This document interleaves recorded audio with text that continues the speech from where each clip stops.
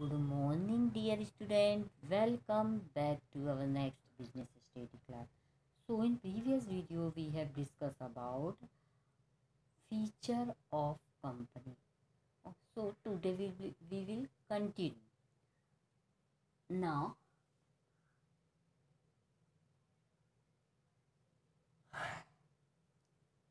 एक बार हम रिवाइज कर लेते हैं कि हमने प्रीवियस वीडियो में कौन कौन से फीचर पढ़े थे। तो हमने पढ़ा था artificial person, separate legal entity और third formation and control. So artificial person, company को आर्टिफिशियल पर्सन क्यों कहा गया है? क्योंकि ना उसकी नाक रहती, आँख रहती, मुंह रहता, कुछ भी नहीं रहता है। इसके बाद भी वो एक पर्सन की तरह किसी व्यक्ति से डील कर सकती है अपने नाम से, है ना। और क्या कर सकती है? अपने नाम से वो डील कर सकती है और इसके बाद वो लायबिलिटीज भी ले सकती है, एसेट भी खरीद सकती है। ठीक है। अब क्या है फिर? सेपरेट लीगल एंटिटी, उसकी सेपरेट लीगल एंटिटी रहती है, कोई मेंबर के साथ वो जुड़ी नहीं है। सोल प्रोप्राइटरशिप का उसी के नाम से बिजनेस है ना। बिजनेस भी वही है, सोल प्रोप्राइटरशिप। और क्या है, पार्टनरशिप में भी यही होता है कि पार्टनरशिप में भी पार्टनर के नाम से ही बिजनेस चल रहा है। किंतु जो कंपनी है उसकी मेंबर की लीगल आइडेंटिटी अलग है और कंपनी की अलग है। कंपनी क्या कर सकती है? कोई भी जो है व्यक्ति के साथ अलग से डील कर सकती है उसकी, क्योंकि लीगल आइडेंटिटी है कि वह राम कंपनी है, श्याम कंपनी है, मोहन कंपनी है और वो अपने नाम से डील करे। और पर्सन रहते हैं तो उनकी आइडेंटिटी अलग है कि ये मोहन है, ये राम है, ये श्याम है। ठीक है। अब अगला है फॉर्मेशन एंड कंट्रोल। अब जब कंपनी का फॉर्मेशन होता है तो इसमें टाइम लगता है। अब टाइम कैसे लगता है?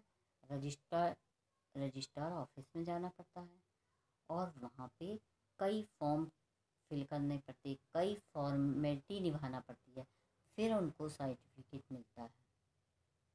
ठीक है। मेमोरेंडम ऑफ एसोसिएशन, तो इनको सर्टिफिकेट मिलते हैं। और इसके बाद उसमें कुछ एक्सपेंसेस भी करने होते हैं। अब जब फॉर्म फिल करेंगे तो फॉर्म के पैसे तो देने पड़ेंगे और जो रजिस्ट्रेशन होगा तो वहाँ पे भी पैसे उनको देने पड़ते, यानी फॉर्मेशन के लिए भी कुछ एक्सपेंसेस करने पड़ते हैं। इसके बाद कंट्रोल। कंट्रोल क्या है? ये कंट्रोल इसका बोर्ड ऑफ डायरेक्टर के द्वारा होता है, कंपनी का कंट्रोल। ओके। अब अगला है इसका अगला नंबर का क्या है? प्रत्यक्ष सक्सेशन। इसका क्या मतलब है कि यदि कंपनी का कोई मेंबर चला जाता है,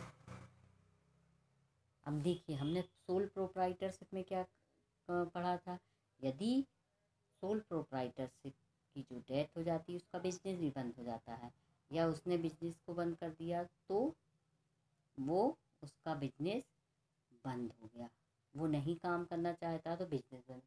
पार्टनरशिप में भी ऐसा है, यदि पार्टनरशिप ख़त्म हुई तो बिजनेस भी बंद हो गया। अगर एक आध व्यक्ति चलाना चाहता है तो चला सकता, पर मोस्टली अगर दो पार्टनर हैं और दोनों की नहीं बनी तो उनका बिजनेस भी बंद हो जाता। किंतु कंपनी में ऐसा नहीं है, नो डिफरेंट, कोई भी उसको फ़र्क नहीं पड़ता। कोई चला भी जा रहा है, बोर्ड ऑफ डायरेक्टर का सदस्य या मेंबर या शेयर होल्डर, मगर कंपनी चलती रहती है। कोई अदर पर्सन आके वो खरीद सकता है कंपनी को, उसको चला सकता है। ठीक है। अब इसमें अगला क्या है? Common seal. कॉमन सील क्या है? अब व्यक्ति, कंपनी कोई व्यक्ति तो नहीं है कि जब ज़रूरत पड़ी उससे साइन करवा लिए, पेन दे दिया उसको हाथ में और बोला कि भाई ये क्या क्या करना है, डील करना है और आप साइन कर दो। नहीं कर सकती ना। अब कोई व्यक्ति मान लो बोर्ड ऑफ डायरेक्टर या अदर पर्सन कोई उससे क्या कर रहा है, डील कर रहा है कोई बिजनेस की, तो क्या करते हैं फिर, एक कॉमन सील रहती है, वो ही सभी जगह लगाई जाती है। सील मतलब कंपनी की वो साइन का काम करती है।